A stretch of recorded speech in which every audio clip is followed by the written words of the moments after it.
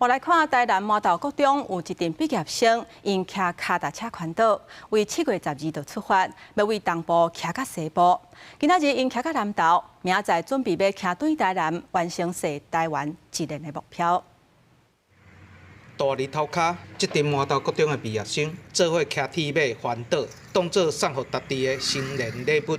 跟老師出來玩，會變得跟老師像朋友。腳踏車隊當中有學生，也有家長，也有父母帶囡仔做伙來參加。媽媽她5月份的時候，她癌症手術，她本來想說她體力不行，結果這一次也跟着。有沒有覺得媽媽很厲害？有，她第一次騎真的很厲害。不要掉隊就好了。然後不要受傷，然後平安的騎回家。發起這個活動的是麻豆國中的主任高英忠，逐年熱人攏會帶畢業生攝一年台灣。雖然伊8月就要退休啊，不過今年原來照常辦這個活動，這是伊第12擺舉辦，只是伊笑伊煞愈騎愈慢。老師可以扛一個？可以啊，比較慢，而且還是會到的。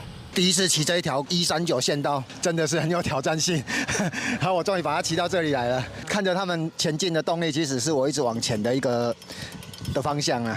7月12日對台南出發，對東部騎到西部，拜四騎到南投，拜5騎轉去台南，就完成環島的目標。看到因仔克服挑戰，完成任務，沿路做伙行過真濟景點，看到台灣的水，嘛有騎經過上新的達江大橋，這個過程攏予高主任和這群國中生感覺不只有成就感。麻豆國中，腳踏車環島 ，Go Go Go！